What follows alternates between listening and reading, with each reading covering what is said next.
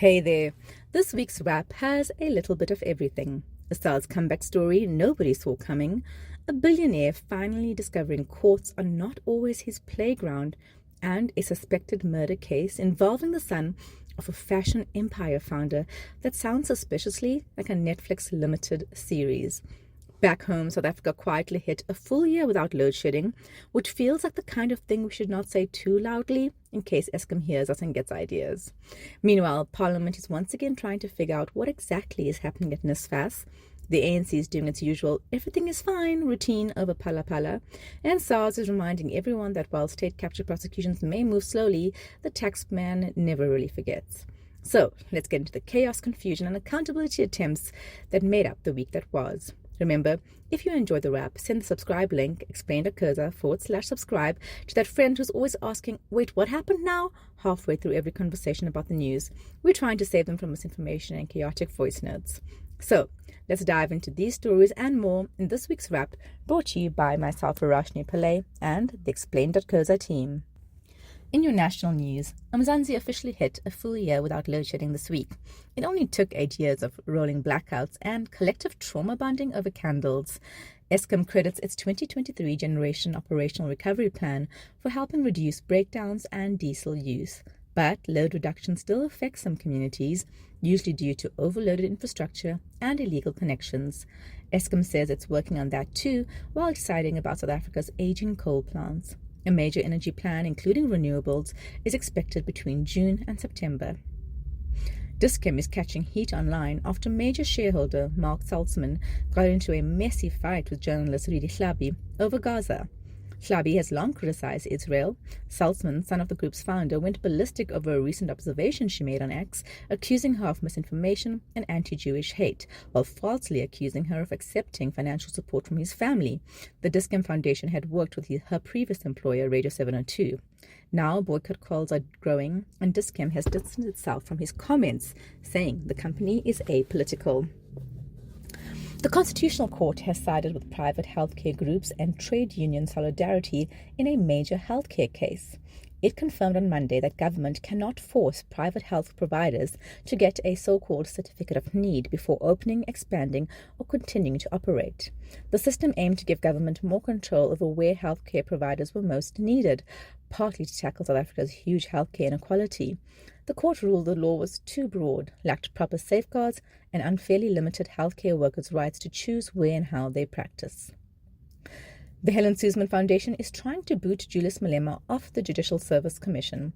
The think tank filed papers in the Western Cape High Court last week regarding the body that helps choose South Africa's judges, arguing that Malema cannot help appoint judges while also attacking judges whenever rulings go against him. He's also known for combative questions to judges during previous JSE interviews. The EFF called the case politically motivated. Parliament and other respondents have till end of next week to respond, the foundation told Explain. Cyril Ramaphosa finally showed CCC Talashe the door last week. Her acting as Minister of Social Development followed months of controversy involving 2 luxury Chinese SUVs, a food aid scandal, and irregular appointments. But parliamentary scrutiny is far from over. The department's Portfolio Committee Chair, Bridget Masango, says Talashe's controversial R3 million New York trip will, quote, not go unprobed, close quote. Meanwhile, DAMP Nazli Sharif urged Talashe's temporary replacement, Sindisiwe Chikunga, to act against implicated officials. Talashe may be gone, but the department still has questions to answer. In your international news, the shaky truce between the US and Iran is still alive. Barely. US President Donald Trump said on Monday he has paused planned new attacks on Iran after Gulf states reportedly pushed for more negotiations. The move follows weeks of stop-start ceasefire talks after the April agreement temporarily halted direct fighting between the US, Israel, and Iran. But tensions never fully cooled. Iranian leaders warned they could open new fronts against the US if attacks resume, while Tehran staged mass weddings for couples preparing for wartime sacrifice. Ebola is back, and the WHO has officially declared it a public health emergency of international concern.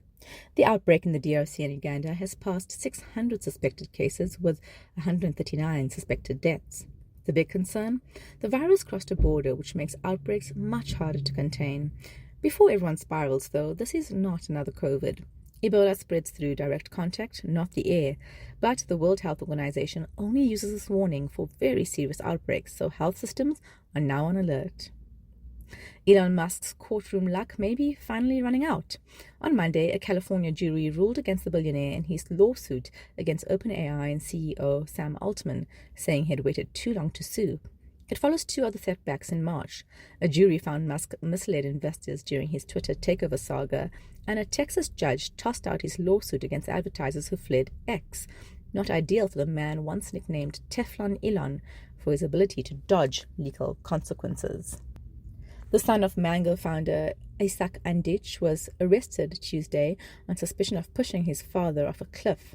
Isak, 71, died in December 2024 after falling 150 meters in mountains near Barcelona while hiking with his son Jonathan.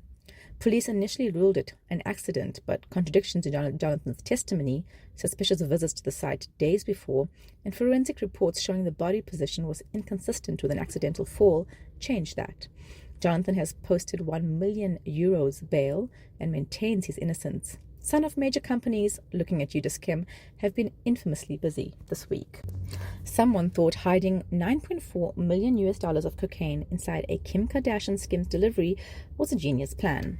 Jacob Konkel, 40, drove 28 pallets of shapewear from the Netherlands to the UK last September. Border officers x-rayed the truck and found 90 kilograms of cocaine hidden inside the trailer doors.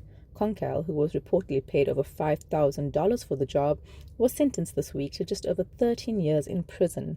Skim said it had zero knowledge of the operation, not the collab anyone had in mind.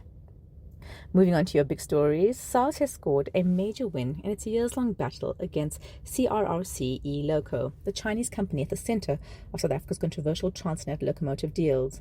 On Tuesday, the tax court upheld not only billions in additional tax assessments, but also a brutal 200% understatement penalty. That's basically SARS' way of saying that was not a whoopsie. The court found CRRC-E-Loco overstated its cost of sales by roughly R3 billion, claimed deductions it allegedly never incurred, and channeled money through related companies in what SARS describes as bribes. While the ruling does not specify the final tax bill, previous Gauteng High Court judgments pegged the company's debt at more than R3.6 billion, later climbing closer to R4 billion. With a 200% penalty in play, the eventual amount could become eye-watering. Some background: CRRC-E-Loco was established in 2012 as the South African arm of China's state-owned rail giant, CRRC.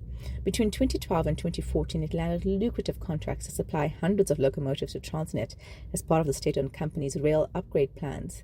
Those contracts later became deeply linked to state capture allegations involving inflated prices and billions in alleged kickbacks. Remember, this was during the notorious state capture era under former President Jacob Zuma, where South Africa's state-owned companies like Transnet and Eskom were used like piggy banks by the Gupta family and other Zuma allies. The court was also openly irritated by the company's conduct during proceedings, describing it as deliberate and obstructive. CRRC-E-Loco appealed the tax assessments, but then failed to properly participate in the hearing, arguing it was not ready. Note, this tax case is separate from the criminal prosecution linked to the wider R54 billion locomotive scandal, which includes former Transnet executives and politicians such as Malusi Gigaba.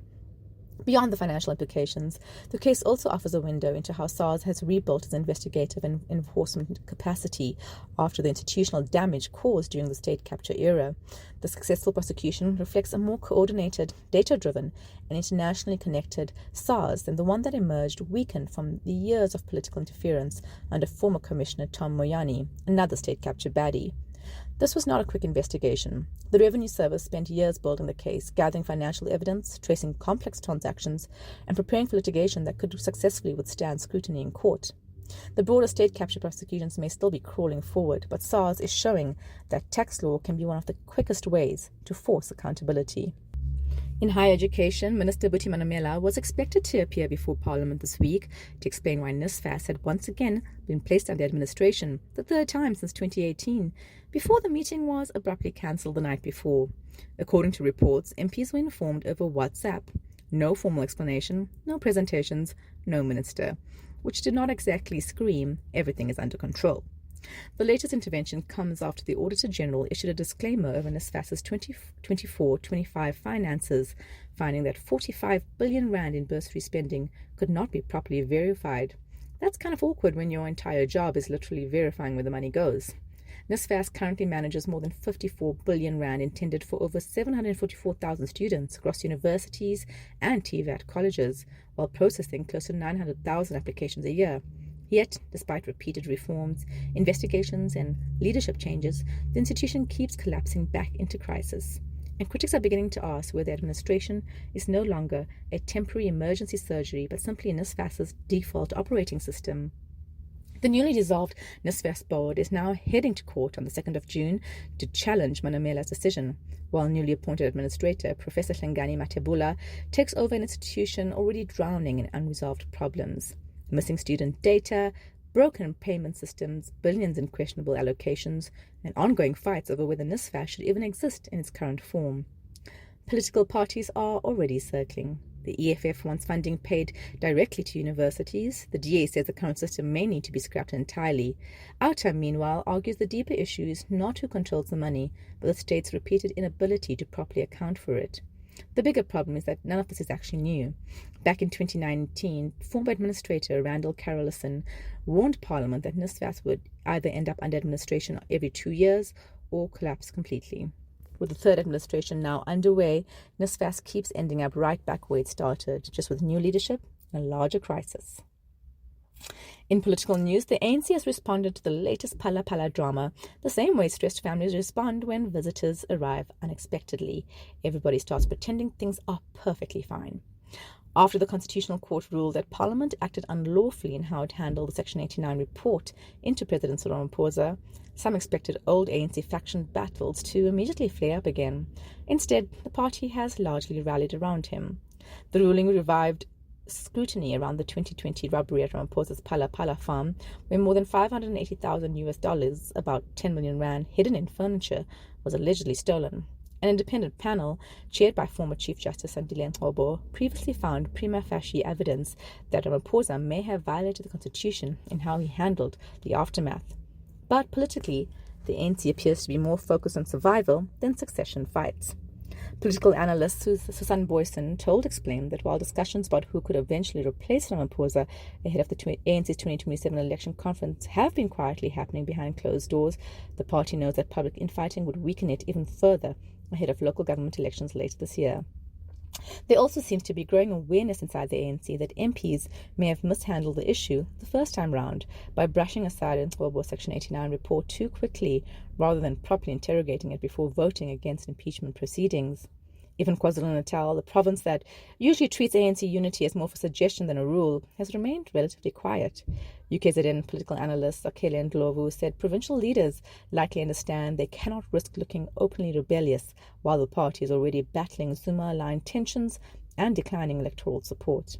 Meanwhile, Ramaphosa is fighting back on the legal front, reportedly preparing an urgent interdict to stop Parliament's impeachment committee from sitting while he challenges the Ngcobo report through a legal review process. For now, though, the ANC's message is clear. Whatever internal frustrations may exist, nobody wants another public meltdown while the party is already fighting to hold on to voters, metros, and relevance all at once. Read our full explainer on Explained Akosa and under the politics section. That's it from us at The Wrap, an award-winning product of Explained Akosa, simple news summaries for busy people. Remember to share the love. Tell your friends to subscribe at explained.akosa/subscribe. Till next time, goodbye from the team.